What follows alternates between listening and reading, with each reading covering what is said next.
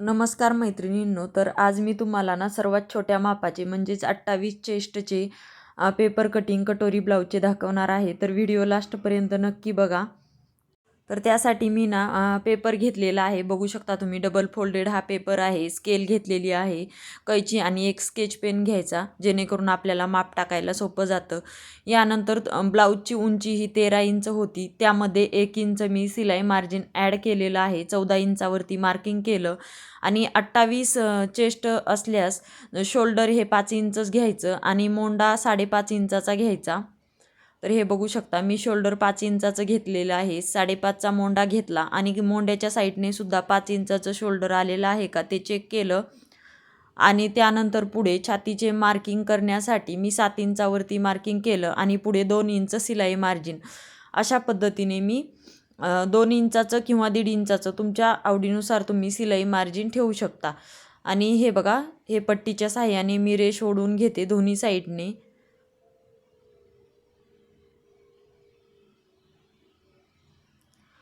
यानंतर पुढच्या साईडला सुद्धा मी 14 इंचावरतीच मार्किंग करून घेतलं. कधी कधी इकडच्या साईडला पुढे आल्याच्या नंतर खाली वर जातं, त्यामुळे मी अशा पद्धतीचं मार्किंग केलं. यानंतर कमरेचं मार्किंग करण्यासाठी 6 इंचाची कंबर, 1 इंच टक्ससाठी आणि 2 इंच शिलाई मार्जिन. तर या साईडला सुद्धा अशाच पद्धतीने मी 9 इंचावरती मार्किंग करून घेतलेलं आहे. आणि बघा, ही सुद्धा रेष मी ओढून घेते सरळ अशी. आणि यानंतर फिटिंगच्या साईडने सुद्धा स्केलच्या सहाय्याने फिटिंगच्या साईडने सुद्धा रेष ओढून घ्यायची.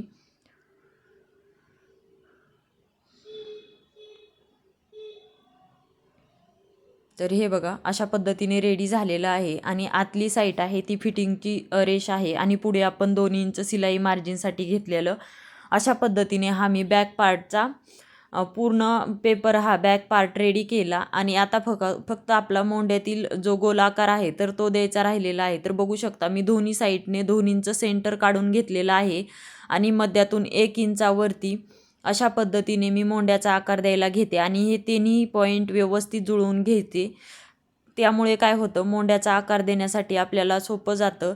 तर अशा पद्धतीने मी मोंड्याचा आकार दिला. आणि हे बघा, गळा रुंदी जी आहे बंद बाजूने मी 2 इंचाची किंवा 2.25 इंचाची सुद्धा टाकू शकता. मी 2 इंच आणि 1 रेष एवढी गळा रुंदी घेतलेली आहे. आणि पाठीमागचा गळा हा 9 इंचाचा होता, तर बरोबर मी 9 इंचाचाच गळा घेतलेला आहे. आणि खालच्या साईडने मी 2.5 इंचावरती मार्किंग करून घेतलेलं आहे. खालच्या साईडने थोडंसं रुंद घेतलेलं आहे, बघू शकता. आणि हा बॉक्स मी पट्टीच्या सहाय्याने रेष ओढून हा बॉक्स तयार करून घेते.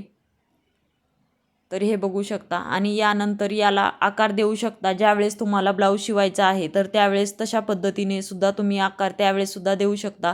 परंतु मी आत्ताच आकार देऊन याला कटिंग करून घेणार आहे.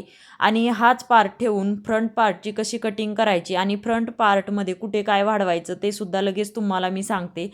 तर हे बघा, जसं आपण मार्किंग केलेलं आहे तशा पद्धतीने मी याला कटिंग करून घेत आहे. मोंड्यातून सुद्धा जशी आपण मार्किंग केलेली आहे तसंच याला व्यवस्थित कटिंग करून घ्यायचं. आणि गळ्याच्या साईडनं सुद्धा अशा पद्धतीने कटिंग केलं. आणि दुसरा पेपर मी घेतलेला आहे, हा सिंगल पेपर आहे, बघू शकता तुम्ही. तर यावरती काय केलेलं आहे, मी फक्त हा पाठीमागचा पार्ट आहे तर तो यावरती ठेवलेला आहे. आणि हा पार्ट ठेवून जशास तसं सर्व बाजूंनी स्केच पेनच्या सहाय्याने सर्व बाजूंनी मी मार्किंग करून घेते.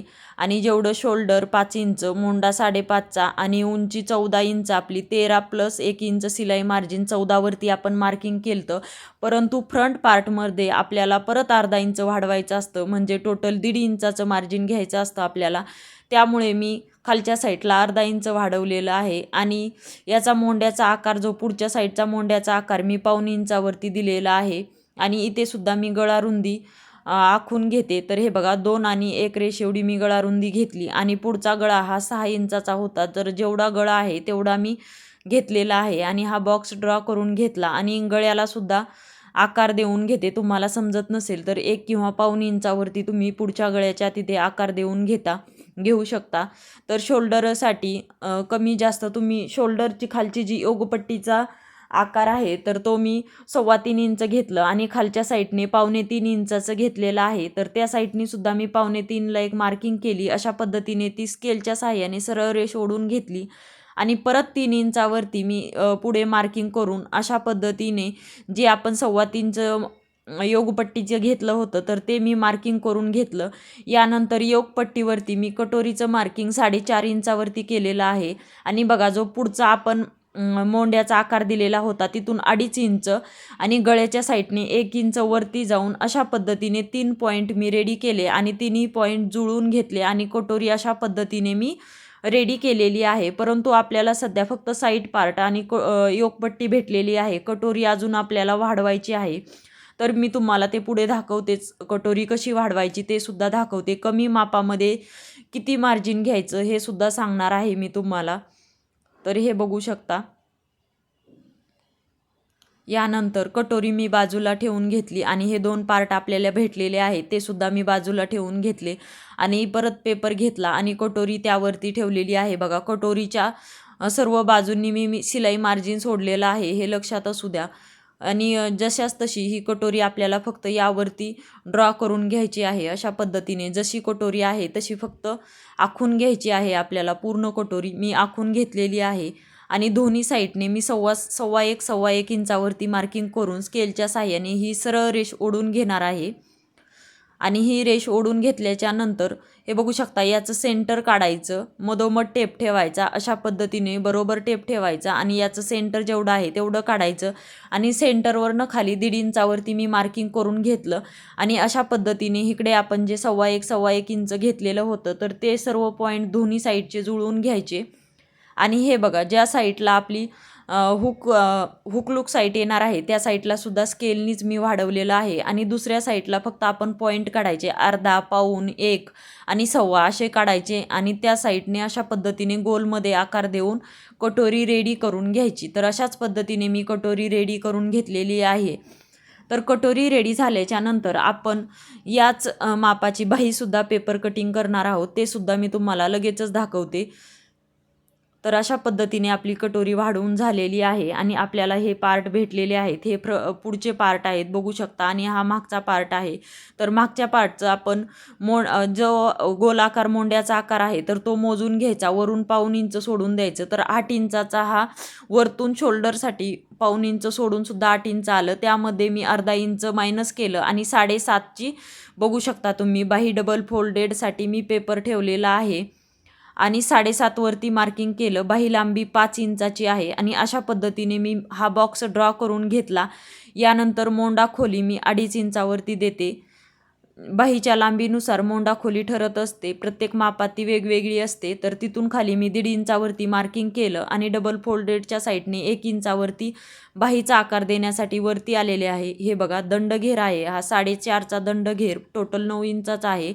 त्यामध्ये मी 1.5 इंच शिलाई मार्जिन सोडलेलं आहे ना. अशा पद्धतीने बघा ती सुद्धा टिप मी क्रॉसमध्ये रेष आखून घेतली आणि हा मोंड्याचा आकार मी बाहीचा मोंड्याचा आकार देऊन घेतला. आधी वरच्या साईडच्या बाहीचा मोंड्याचा आकार दिला पाठीमागच्या आणि यानंतर पुढच्या मोंड्याचा आकार देऊन घेतला. यानंतर फिटिंगची सुद्धा रेष मी अशा पद्धतीने ओढून घेतलेली आहे आणि अशी बघू शकता तुम्ही किती सुंदर अशी बाही रेडी झालेली आहे. तर बाहीचं सुद्धा पेपर कटिंग मी अशाच पद्धतीने केलेलं आहे आणि यानंतर पुढच्या मोंड्याची बाही कटिंग करून घ्यायची. तर बघू शकता पुढचा सुद्धा मोंड्याचा आकार काढलेला आहे मी. अशा पद्धतीने बाही रेडी झाली आणि आपले सर्व पार्टसुद्धा रेडी झालेले आहेत पेपर कटिंगचे. सर्वात छोट्या साईजची मी पेपर कटिंग तुम्हाला दाखवलेली आहे. तर व्हिडिओ कसा वाटला हे मला नक्की कमेंट करून सांगा आणि आवडल्यास चॅनलला लाईक, शेअर आणि सबस्क्राईब करा आणि जर नवीन व्हिडिओ पाहायचे असेल तर तसं मला कमेंटमध्ये तुम्ही मेसेजसुद्धा करू शकता.